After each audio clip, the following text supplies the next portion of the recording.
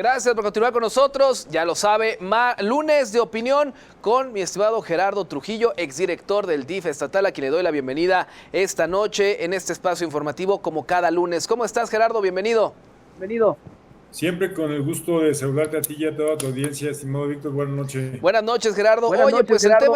el tema del día, el tema del momento, llamémosle de alguna manera, y que ocurrió este fin de semana, es la elección judicial. Antes de entrar contigo, pues daba a conocer aquí a la audiencia cómo estuvo la participación ciudadana aquí en Celaya, en la región, básicamente en Guanajuato. 5 o 6% de la población fue la que participó en Guanajuato. Hace rato estaba revisando algunas estadísticas y Guanajuato es el estado de la República con menor participación a nivel nacional. Y bueno, no hay mucha la diferencia en comparación con otros estados de la República, donde la participación más alta te doy el dato exactamente, fue del 23% y fue Coahuila, seguido de Veracruz con el 19%, y del 19 para abajo, el promedio es entre el 10, 12% aproximadamente.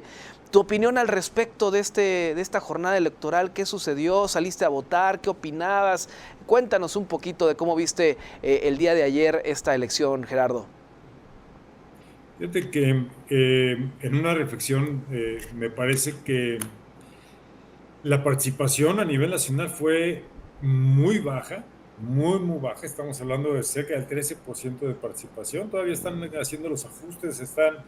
Hay quien dice que es el 11.49, otros que se alcanza el 13%.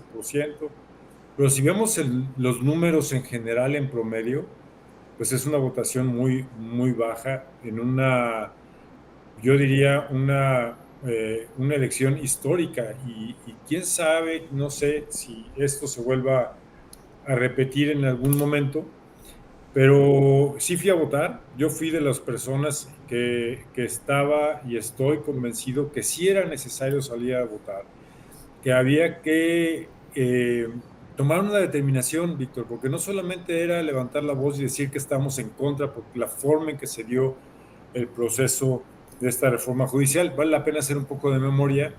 Esta reforma se hace en septiembre del 24, donde se toma la determinación de renovar todo el poder judicial, todo el proceso de impartición de justicia del país.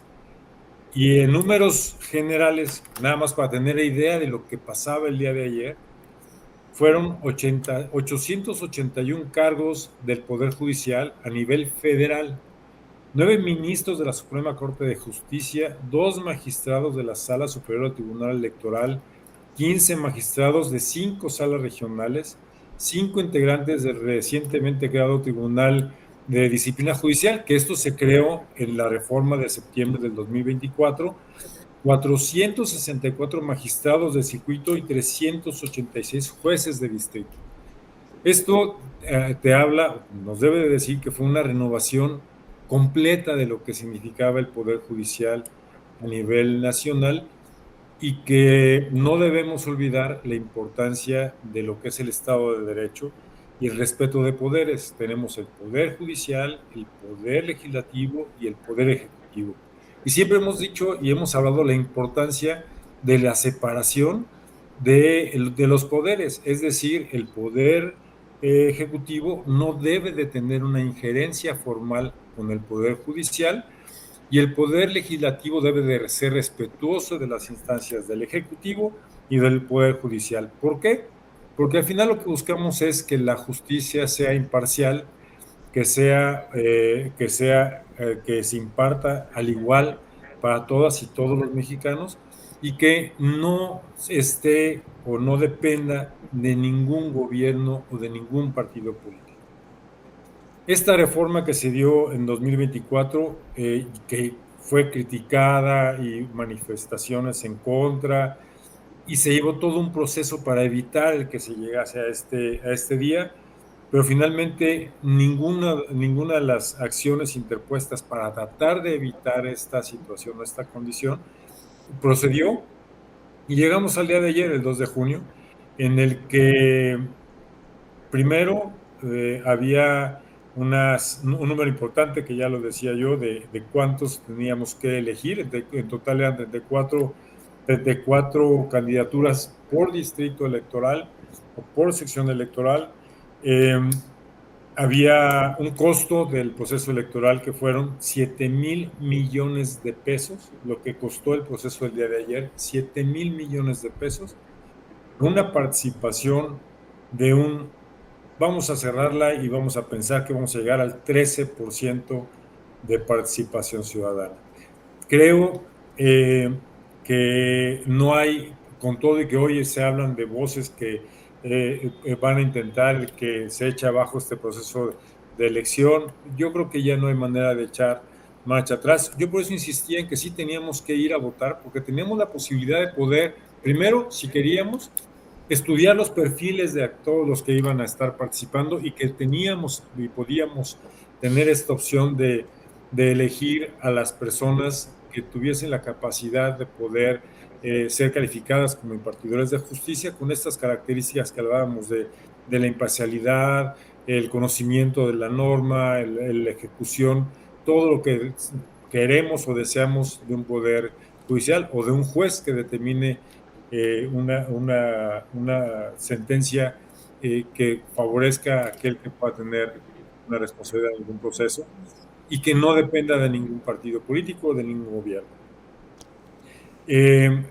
Creo yo que la estadística que vemos pues nos refleja el poco interés que se tuvo a nivel nacional en mismo Guanajuato. Hablar de una participación tan baja de un 6%, es la más baja de todo el país. la República, y eso te habla de la falta de interés que no despertó a la población el compromiso de acudir a tomar una determinación ante la impartición de justicia. Yo sé que había que ir aunque pusieras ceros en la boleta y que esa posibilidad de poder marcar con un cero el número que tenías que poner en la boleta hubiese sido una manifestación de estar en contra de una elección del Poder Judicial o del proceso de la desaparición del Poder Judicial o de una renovación que decimos que pudo haber sido una participación histórica por la forma de elegir a los impartidores de justicia a nivel internacional. México es el único país hasta el día de hoy que ha llevado un proceso así, pero también la reflexión de cuestionar si las personas que van a llegar a estos sitios de representación o la impartición de justicia van a tener la capacidad o son los idóneos para poderlo realizar. Creo que la reflexión que nos queda es ahora estar pendiente del actuar de los que fueron electos el día de ayer, el que demos seguimiento a todas sus acciones, sus actividades, todas las sentencias que puedan dictar, el poder de promover esta cultura de legalidad en lo cotidiano y que tal vez el día de ayer se perdió la gran oportunidad de poder tomar una verdadera determinación de lo que podría suceder en el Poder Judicial, pero también vimos que el que se movió, y no quiero utilizar la palabra de movilización, pero lo que vimos ayer es que esta participación baja a nivel nacional, pues también hemos visto cómo se dio el proceso con estos acordeones que se llevaban, o esta oportunidad que se tuvo para poder llevar la información o transmitir la información a las personas y que votaron sin saber, muchos de ellos, a quién estaban eligiendo. Entonces, desafortunadamente, la experiencia del proceso del día de ayer no es una buena experiencia. Creo que no perdimos la oportunidad de poder tomar una determinación. Entiendo que había muchas voces en contra de la elección del Poder Judicial de esta manera, pero sabíamos que no había una forma de hacerlo diferente, y hoy, con una votación de un 12%, escaso 13% a nivel nacional, con un costo por voto de casi 500 pesos, el voto de lo que costó, 7,000 millones de pesos el proceso electoral, con una pérdida total de la validación social o democrática de lo que es este proceso del Poder Judicial. Creo que no podemos hablar de manifestaciones de felicidad porque se llevó a cabo este proceso y lo hemos escuchado y nos hemos cuestionado. Yo creo que todos nos tenemos que cuestionar si las voces que dicen que fue un proceso electoral del Poder Judicial exitoso, realmente lo fue cuando vemos una participación tan baja, a pesar de toda la movilización, que no podemos decir que no se dio, la vimos, pero también la capacidad de participación o de movilización fue muy, muy baja. Entonces, creo que nos quedamos hoy con una reflexión, estimado Víctor, y a toda la audiencia en esta noche, de la experiencia de un proceso electoral de aquellos que serán los impartidores de justicia en los próximos años de este país, si son o no son los idóneos, si el proceso que se llevó fue el correcto para poderlo determinar, si realmente el objetivo de buscar una renovación de un poder judicial, por mucho que se pudiese haber criticado, fue el mejor método de hacerlo. Y creo que este resultado que estamos viendo demuestra la falta de interés que tuvimos para poder tomar una decisión tan importante para este país. Creo que es una llamada de atención a todos aquellos que participaron en la toma de decisiones de llevar este proceso como fue llevado y si tomamos la determinación de cuestionar si la reforma de septiembre del 2024, donde se desaparece un poder judicial para ser renovado, fue la correcta en las formas en las que se dieron.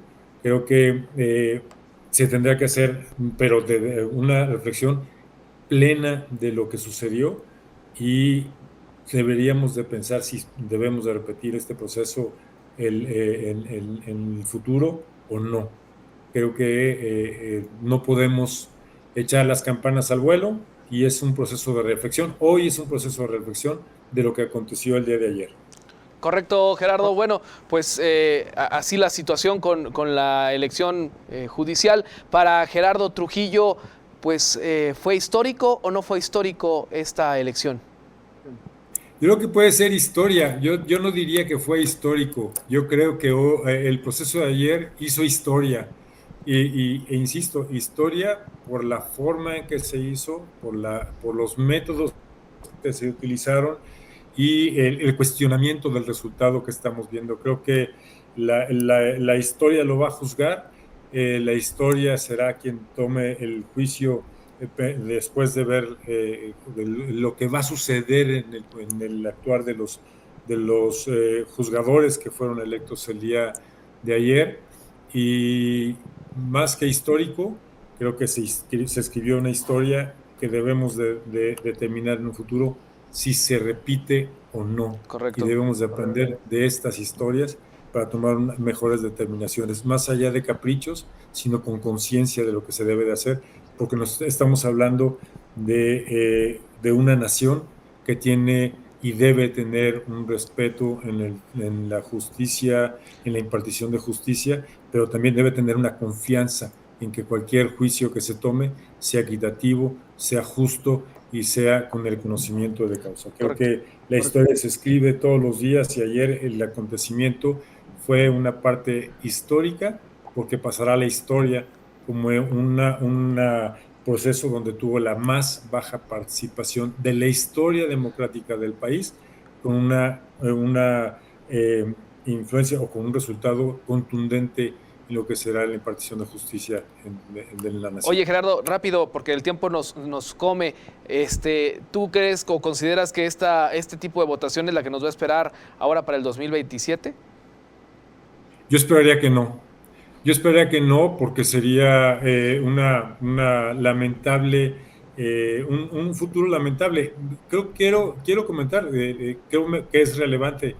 En los estados donde hubo elecciones, que fue en Durango y en Veracruz, hubo una participación importante en el resultado electoral, muy por encima de la participación en el proceso del Poder Judicial. Estamos hablando, por ejemplo, en Durango, que hubo un 45% de participación en el proceso electoral para las autoridades electas que se eligieron, contra un 17% en la elección del Poder Judicial. Esto te habla un contraste de la importancia que tuvo un proceso electoral formal Claro. para alcaldes y las autoridades en el estado de Durango contra la determinación de votar por el Poder Judicial. Eso me parece que es importante resaltar y señalar, porque yo esperaría que para el 27, en esta misma situación que hemos visto en el estado de Durango, en el ejemplo de Veracruz,